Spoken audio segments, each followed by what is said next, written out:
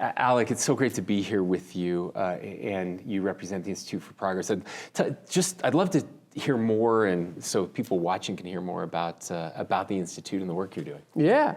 So Institute for Progress, we're about 3 years old now. We're an innovation policy think tank based in Washington, D.C. We're bipartisan. We work equally with Republicans and Democrats. And really, it's about focusing on science, tech, and innovation, the issues that we think everyone can get behind and actually do the most to improve well-being in the long run for the most people. Well, I love the work you're doing and the bipartisan nature of it. It's been, I think we're living in a moment right now where there's such an openness to this type of work. We need it. I know only my mom and maybe my wife watched my State of the State this year, but I saw a clip or two. Okay, well, that was the theme around building again. That idea of progress, not the progress that's kind of been the word that the left has used, but in a we more can play with that sense. as well. Yeah, I'm sure you get some of that, but that kind of idea of abundance and unlocking our potential. We're really focused on energy here in Utah. I know that's something you're passionate about. Can you talk to us about kind of what you're seeing in this space? We believe that we need more of everything, that we're in an energy crisis. We've seen the numbers, launched Operation Gigawatt to double our energy production over the next few years. But talk to us more about what you're seeing on the energy front. Yeah, and so one, I'm really excited about Operation Gigawatt. First, a great name, and then second, an awesome goal, which is that we want to produce more energy, because I think we're really excited about next generation energy technologies, which are primarily clean energy technologies. But at the end of the day, we shouldn't have a blind faith in kind of like net zero goals by a certain year, because you have to recognize that energy is useful. It's not just that we want zero emissions. We also want to make sure that energy is cheap and accessible and can be used in all sorts of industrial applications, commercial applications, residential applications. And so I'm really excited about Utah's goal to just overall increase the amount of energy production in the state. And I think you're seeing that at the federal level as well. DOE Secretary Chris Wright just released his principles on, which sounded very similar to what you're doing here in Utah, prioritizing reliable energy, abundant energy, all of the above. And I think for us, we're generally very excited about this approach, prioritizing American energy dominance, American energy security. But I'd also try to push the administration a little bit on renewables. I think that especially solar has been decreasing in cost exponentially over the last 50 years. And when paired with batteries, it can be a reliable source of energy. And so that's something that we're really excited about. But I know that I'd be curious to hear more about Operation Gigawatt. I know you're excited about nuclear, geothermal. How are you thinking about that program and how to achieve it? Yeah, I think we're thinking in a very similar manner. We do need more of all of the above. And ultimately, this will be good for people and good for the environment. Those aren't mutually exclusive. And so I've appreciated your approach to that. Let's not shut down energy production earlier than we can or we're prepared for. That's a suicide mission and a way to get people to reject renewables, right? I'm glad you brought up the solar piece, because I've struggled with solar for a while because it wasn't that economic, and it also was not dispatchable. And having reliable dispatchable power, baseload power, is really important. With solar costs coming down and battery costs coming down, that's a big one. We cut the ribbon a few months ago on the what will be the largest currently under construction solar project in the country, with battery backup, which allows us now to dispatch that power. It's a huge opportunity for us. We're seeing what's happening in China right now. China is really ramping things up on the solar front, and that idea of energy dominance, that matters to me. I think it's not just about energy security; it's about national security as well. And that's how my administration is thinking about it. We do need more nuclear for sure. We're working with the administration to lower the bar on the regulatory bar so that we can actually start building again. We were really good at this in the 60s and 70s. We're terrible at it now. And so we've got to do that. You mentioned geothermal. Utah is already a leader when it comes to geothermal. We've got some cool projects that are happening right now. We've got a hydrogen project that's happening, working with a Japanese company and a U.S. company here in Utah. And so we have all of these things available to us. Natural gas in abundance, and still the cleanest, hottest burning coal anywhere in the world. As long as any country is burning coal, they should be burning our coal. And so we feel very strongly about those things and believe that we can work with the administration to lead the way on all of these technologies, new and old. Yeah, since you mentioned nuclear and regulatory burden, I was fascinated to see the lawsuit that Utah's a part of with Texas and Last Energy against the Nuclear Regulatory Commission, saying that they've overstepped their authority by regulating microreactors. Yeah. I'm pretty optimistic that lawsuit will be successful, especially with the current administration and their Department of Justice. I'm just curious to hear more about maybe the follow-on plan, assuming that's successful. Kind of how do you see the vision when it's regulated by the state of Utah, and how are you going to attract nuclear entrepreneurs and really build that industry, assuming you win that court case? Yeah, this is an issue for everyone in the country. It's an issue for every state, but we're leading proactively with Texas in that lawsuit. And the idea is let's go. We have the technology. It's changed drastically over the years. This is not 3 Mile Island. We know we can do this. We know we can do it safely. We've had these micro reactors on nuclear subs for decades, right? And so let's unleash that potential right now. The way we're looking at it is we're creating a regulatory agency here in the state. A few states have done that, but also this doesn't just have to be Utah. We want a collaborative approach with our neighboring states as well.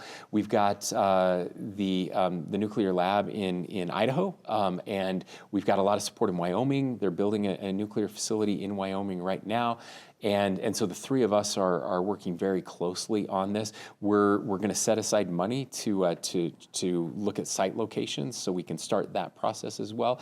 It's a time-intensive, labor-intensive, monetary expensive process. Hopefully that will come down as we start to move forward.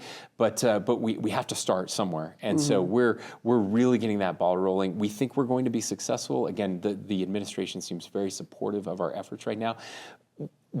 Because of that, we're already attracting that kind of talent. And we've got some other announcements. I can't make them right now, but some other companies that are looking at Utah that we hope to announce in the next few weeks and months from that nuclear supply chain. So we already mine uranium in Utah, one of the few states where that happens.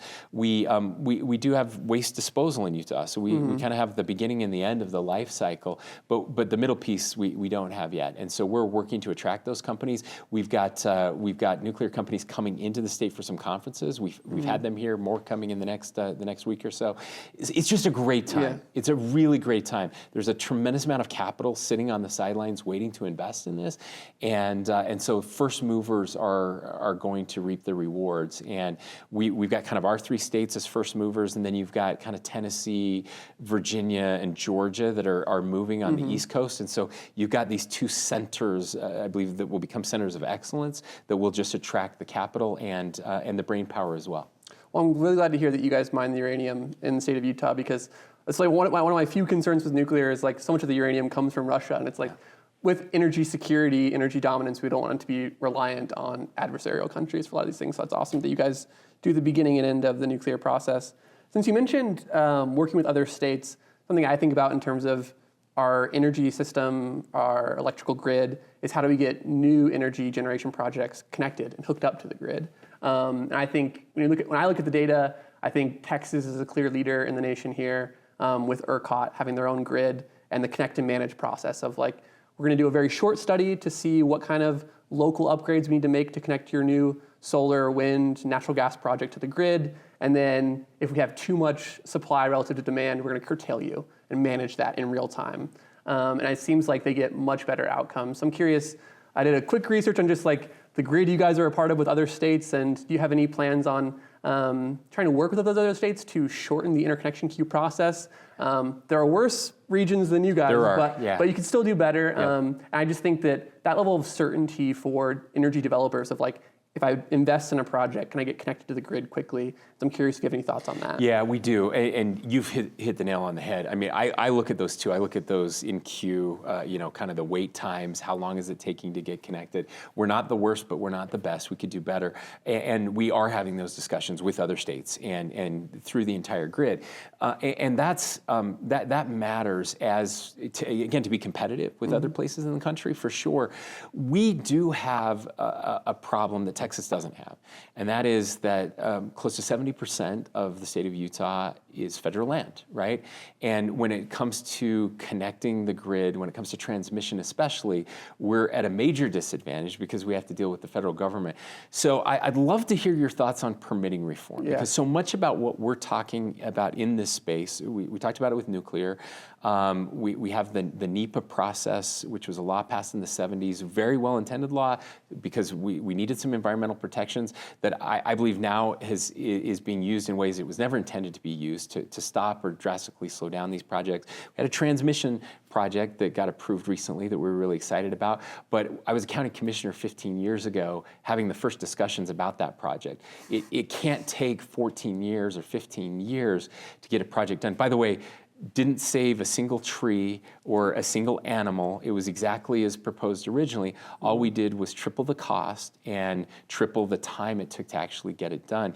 Can you talk about permitting reform, what you guys are working on, what you've seen? Are you hopeful, or are we moving in a better direction? What can we do on just the Europeans laugh at us, and Absolutely. Many would argue that they're better on the environment than maybe we are, and yet their times to get these projects approved are a fraction of ours. Yeah, I see the same data that you see, and I think, well, one, I want us to beat the Europeans on everything, and so I'm embarrassed whenever we're behind them on some things.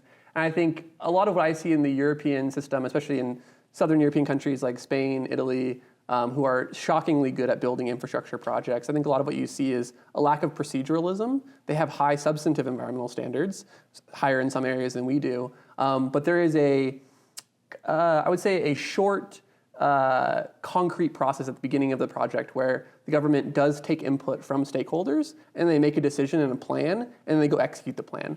By contrast, when I look at the U.S. system, especially when we have local, state, and federal levels of government involved in major projects, we're going to have a plan initially, then we're going to get input, we're going to do a draft environmental review statement, a final environmental review statement.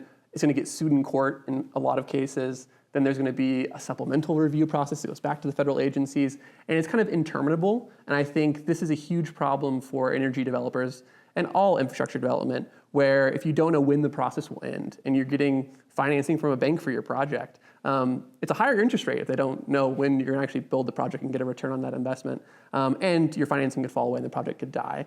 And I think in our adversarial legal system, opponents have many, many more opportunities here in the US versus Europe to kill a project if they don't want it to exist for any reason. They just, if it's a normal NIMBY reason of I don't want that transmission line kind of in my backyard ruining my sight lines. And so I think for permitting reform, a lot of what we need is, most importantly, reforms to judicial review. Yeah. We need to know that, yes, there's an opportunity for the courts to review a project, but it will end eventually.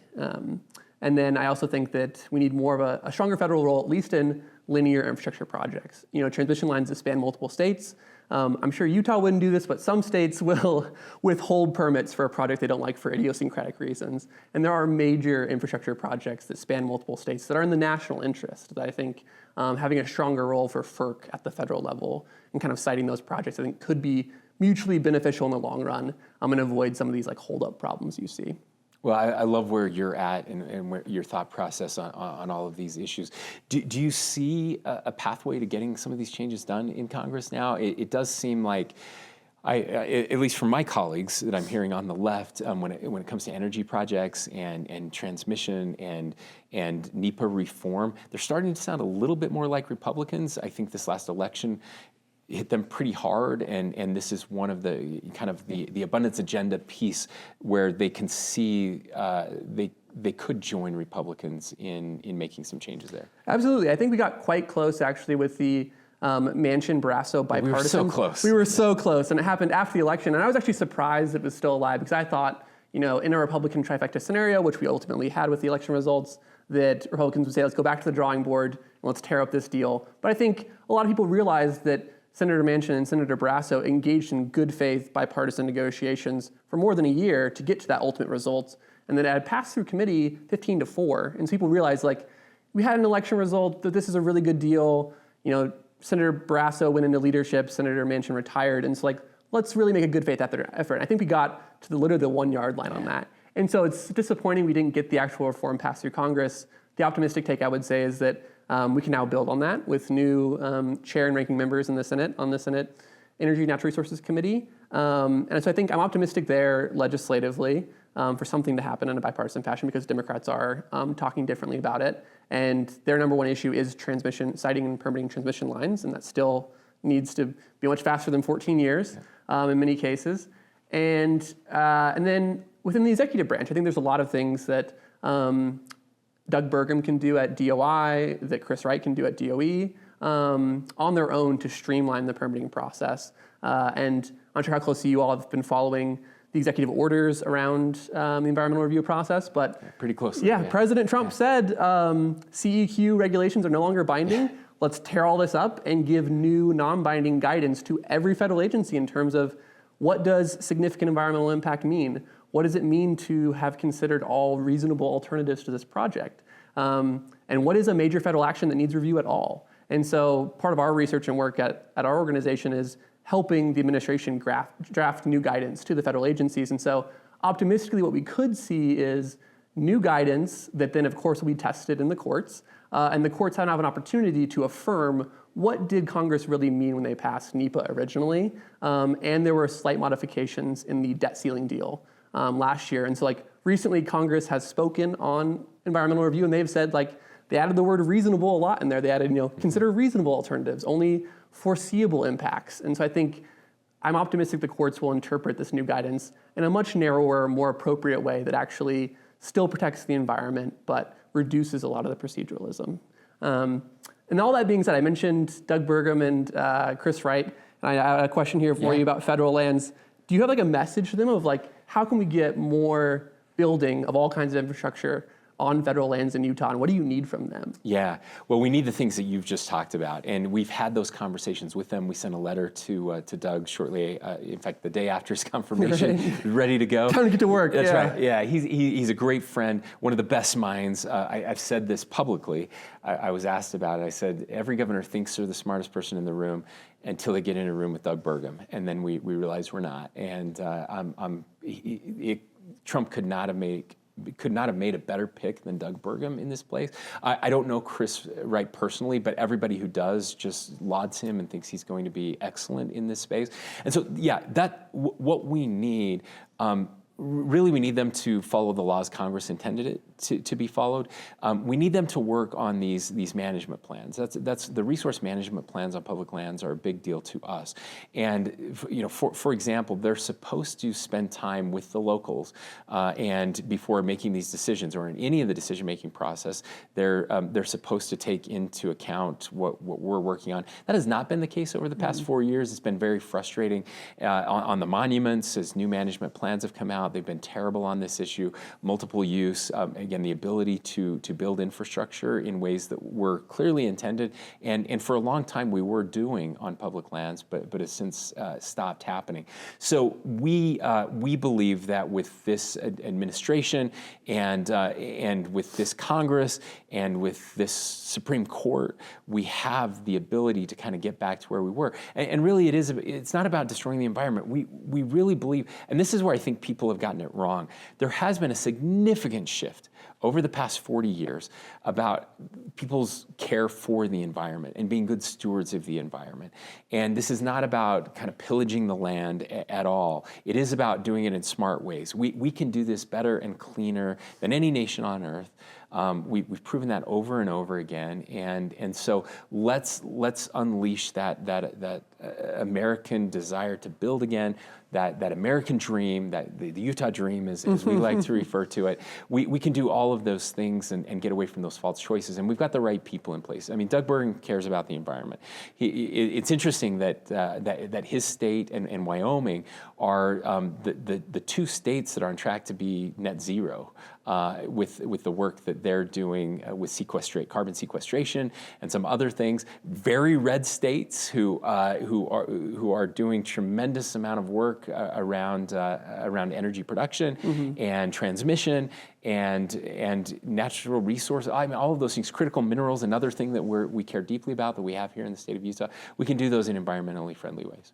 Amazing, and I also am a big fan of Doug Burgum. When I realized that he built a billion-dollar tech company in North Dakota, I was like, okay, if you can do that, right. You can do anything. It is incredible. Yeah, I'm also a big fan of his. Also reminds me of, I don't know if you've seen he gave a monologue at a testimony in front of a hearing on housing, and he just talked about the importance of urbanism and enabling infill housing. And so I'd like to pivot to housing. Yeah. Talk about your views on this as well. I know that you've done started a lot of work on starter homes and kind of this missing gap in the market, a goal to have 35,000 starter homes by 2028.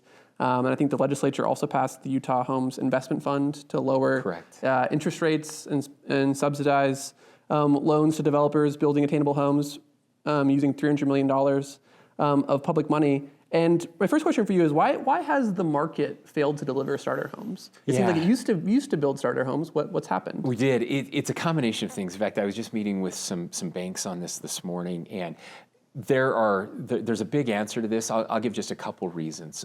One is the NIMBYism track that we're seeing. It's harder and harder to build that type of a project, and it's amazing. And I asked this question today. I had a group of leaders. I had about 80 people in a room. I said, how many of you grew up or started your family in a home that was 1,500 to 2,000 square feet, smaller home, and you would consider a starter home? And probably 80% of the hands in the room went up. And I asked another question. I said, how many of you grew up in a home or started your family in a home that did not have a garage? And again, about 75% of the hands went up in the room. I don't think people understand that in so many cities right now, you cannot build a home without a garage. They're requiring that type of specificity, and which just adds to the expense of the home. And if you can't get smaller lot sizes, right, the incentive is you build the biggest home possible on that piece of land, because you can't build 4 homes to make up for the difference. You can only build 1 because so you've got that piece. Second piece is the lending piece. It's harder and harder to lend. We had a bank crisis almost 2 years ago now, you'll remember. And what people don't understand is that the FDIC and the federal government came in and said, we're going to limit banks on the amount of money that they can lend. So they put some caps in place, depending on the assets that they hold, how much they can lend. Some of them were lending above that, and we can debate whether that's a good thing or a bad thing, but it did back them down. And so when they look at the risk profile and the amount that they can lend, that's one of the areas where they just cut back. They're willing to lend to big builders and developers, but not kind of the small guys, the guys who are building 3 or 4 homes, or 10 here, 15 here, or even just one or 2. And those were the people who were mostly doing that type of building. And so what you end up now is, you either get big homes or you get big apartment buildings. And we're certainly seeing that in downtown Salt Lake City and other places. We've got these giant apartment buildings, and those are important too.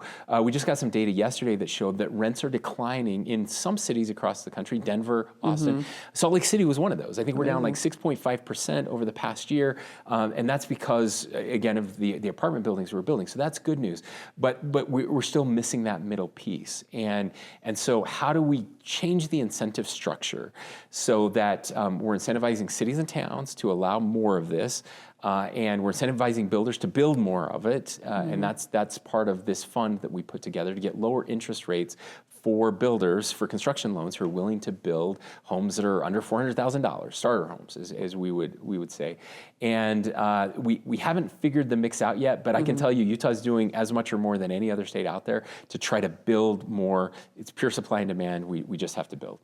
I love that approach. And I'm curious, any more details you have on the relationship here between the state and local level on housing, because you can shape the incentives, and when you're talking to mayors and city council members and you're talking about, why do you have these minimum lot sizes, minimum parking requirements, setback requirements, things that make it hard to build townhomes and do infill development. Do you get much pushback? Are there things that you and the state legislature could do to shape their incentives in a better way? I know that California's passed a lot of bills on housing.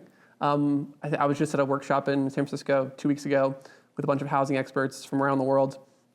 And reviewing all of those bills, it seems like the consensus view is that the ADU bill, the accessory dwelling unit bill, is the only one that's actually mattered, because that's like everything bagel liberalism versus plain bagel. Like, it had the fewest requirements, the fewest add-ons. It didn't require prevailing wages for union workers. It didn't require all sorts of additional add-ons. And they've built, I think, in the tens of thousands of new units of ADUs around the state. But everything else hasn't worked. And so I'm curious, when you look at other states, how do you think about the relationship between the state level and cities, and how do you get them to actually change these zoning laws that make it hard to build housing? Yeah, so this is a hard one, I will admit. I'm a former mayor, former city councilman, so I come, and a county commissioner, so I come from the local level, and I understand the concerns there.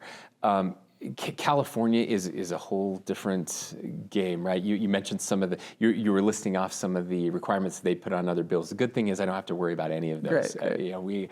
We care about freedom and letting people do their thing. So, but that tension between the local and the state is a thing. There are, some of the tensions that you mentioned with the federal government when it comes to bad decisions around permitting reform, those kind of apply at the local level too, right? We've made it so even if a city council is willing to make a decision, a hard decision, now that decision can be challenged. There can be a referendum. It can be very easy, and now you're in court. And if you're a builder, there is a worse answer than no. And that answer is, well, maybe someday, right? That capital flees from that. You've got to have some certainty in the marketplace. Those are things we're trying to change. So let's make it so you have to get a decision quicker. So put shot clocks in place. You can't just drag people along. You actually have to make a decision. And then let's make that decision binding. And let's give fewer opportunities to undo that decision. That's how representative democracy is supposed to work. You elect people, and then they get to make those decisions. And then you don't get to, if you don't like them, you vote for someone else, right? That's how it's supposed to work. You don't get 2 or 3 or 4 or 5 bites of the apple. So we're trying to change that as well. There is one area that I will just admit where we should look at changing, and that is the way we incentivize the taxing structure in the state. I don't know if you've thought much about that, but in our state, you get a far larger percent of local taxes from sales tax. And so your incentive is, I have a piece of land here, we could do 2 things with it. We could build homes here, or we could put a Costco and a Walmart. You're gonna pick the Costco and the Walmart every time because the return to the city coffers is much higher. And so we've made a conscious decision, instead of counting rooftops and saying that's where you should get your, you should get the taxes, you get it from counting retail space. And that's something that, it was a decision we made. I don't know that I think it was probably the wrong decision. That's something we could look at again and do differently. But what we've tried to do is say, hey, look, there are some areas where there is a state nexus. So if we're putting millions of dollars into transit, for example, we have a transit hub in your community, then we're not going to allow you to put kind of NIMBY restrictions around that, acre lots around that. You're going to have density around transit. That makes sense. And so we're just going to say at the state level that you have to allow density in those areas. So that's where I think we can find the balance. I don't want to usurp local control. I think locals do make better decisions.